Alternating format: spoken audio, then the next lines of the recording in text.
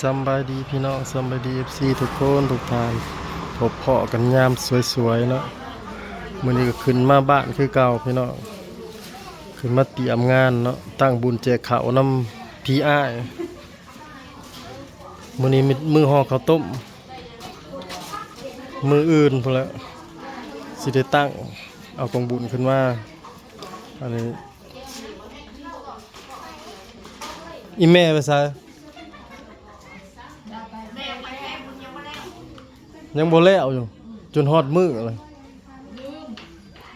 เอาหยังไฟดับสิมาเฮ็ดหยังอันนี้ยิ่งเท่ายิ่งแก่หมู่คู่เพิ่นมาหยิบคันบักเบ่งแล้วก็เตรียมงานเนาะมาแต่ปักซองพี่น้องไปซื้อของมาเตรียมน้ำข้าวปุ้นเตรียมน้ำข้าวปุ้นอยู่งานพี่น้องนะ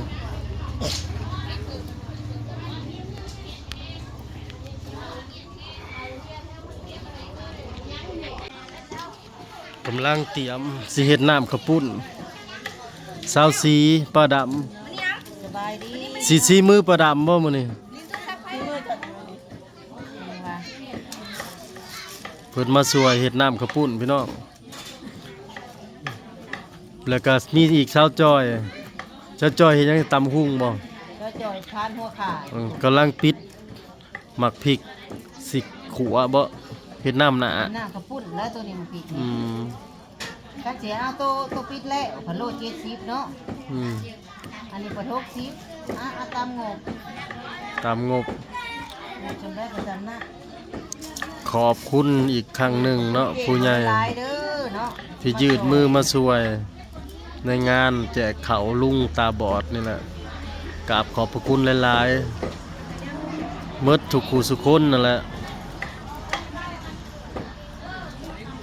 เช้าสีจนบ่ได้กินข้าวเช้าฮะปั้นแล้วเช้าจอยแห่งเต็กมาลงมาแต่ดึกๆแต่งหน้าเหลื่อมยิบมานั่งอีกตาแห้งนั่งมาลีก็ตำหมักถั่ว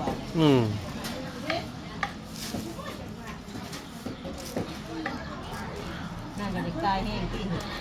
ป้าแปรไปทางใดย้ายแปรมื้อนี้ข้าวโพดบ่ได้ไปขายมื้อนี้เนาะลูกสาวบ่อยู่นี่มาโทษมาค้าว่าไปเฒ่าบ่เอาก็ว่าค่ะว่ามากระพูดนะเอาเด้อกันมาหายนะเด้อขนาดใหญ่นะไม่เฒ่าบ่มีแกนเข้ามาน่ะไม่เฒ่าเอาไม่อยากเข้ามานะก็จ้ะมาจักพันก็มากระพูดเนาะขายบ่จะลุกมาเมืองในคนนาทีช่องให้ขายบ่ช่องให้ว่าขี่มือล้วนๆบ่จักกูเบิ่งแม่ครัวอันนี้เด้อซะผู้สาวมาแต่น้ำโมงเลยนี่มันไม่มึงนาวนะไม่ได้ว่าแต่เด้อกินแล้วข้าวน่ะผู้ชายแบบนี้มันจะมีเงี้ยบัดนี่นะมันจะมีเงี้ยฮะนี่ผู้ชายตายเบิดเลยห้วยคอยนี่เด้กำลังเตรียมเนาะเพิ่นพานหัวขาสิเฮ็ดน้ำข้าวปุ้นแหละสีมือไผเจดำอย่าเข้มเด้อเฮ็ดทำการกับพี่น้องบ่ได้พูดล่ะแมวอะไรแมวคืองามท่านบ่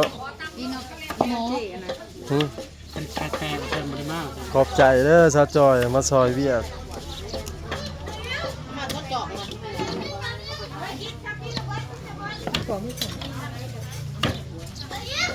ตำกินเองแล้วเนาะแผนกแม่ครัวก็หลายเติบพี่น้องในบ้านเฮาแม่นมีแต่แม่ครัวเลยมีแต่พี่แต่น้องลูกหลานไผ่มีแต่ไผ่ผู้เดียวไผ่นนทภูนี่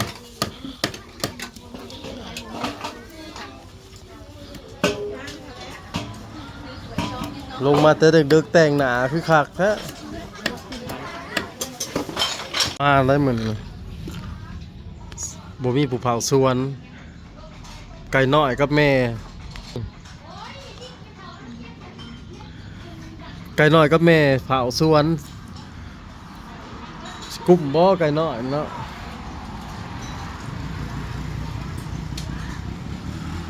โอน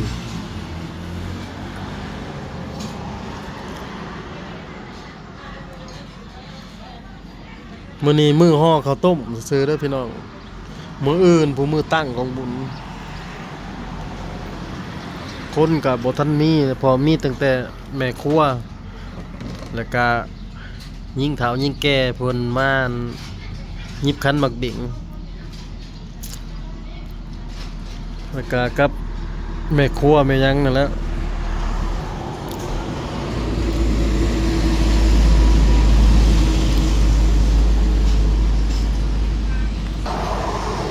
ลมหมุนฮะไฟมาแล้วจะบ่ไปกินข้าวก่อน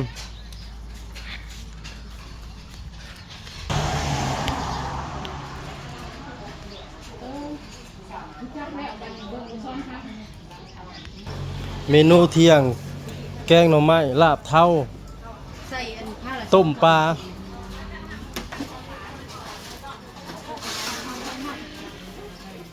ใครเอาเท่ามา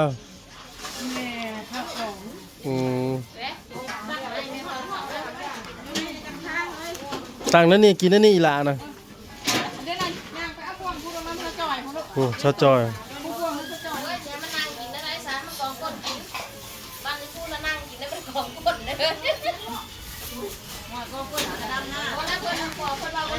กำลังสิย่อเที่ยงให้ไอ้น้องผมมาเฮ็ดเวียกซอยพี่น้องเอ้ย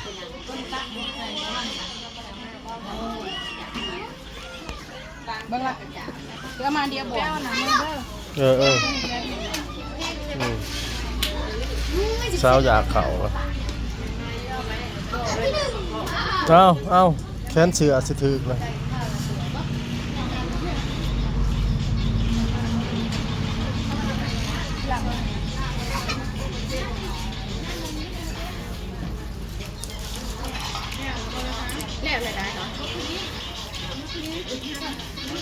สำนั่นแล้วเดี๋ยวปลาเข่าเขาในอยู่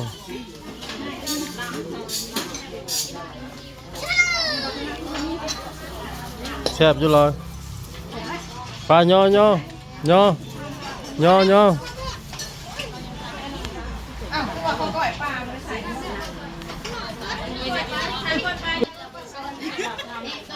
กินน้ำมีร้อยเหรอ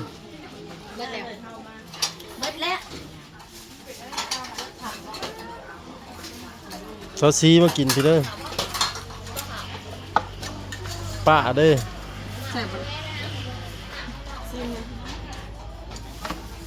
ตะโดนะผ้าเมทัลไปเล่า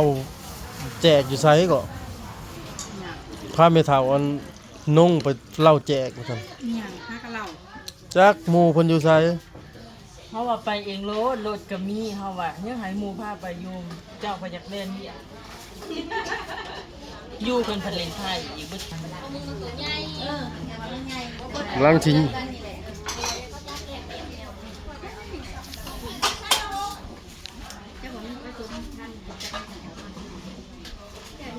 เป็นได้แซ่บอยู่บ่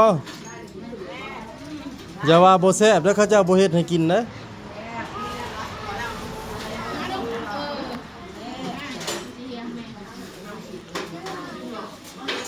ตำบักหุ่งเอาบ่ตำบักหุ่งบ่เอาบ่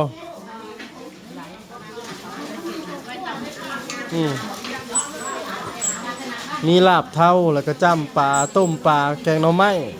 มีแต่อาหารบ้านเฮาใส่แม่น่ะกินเด้อ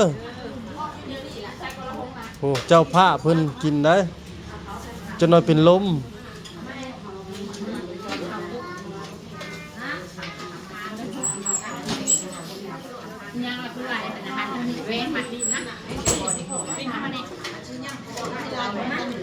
เวซ้ายไปกินผู้เดียวเนาะโอ้มันเต็ม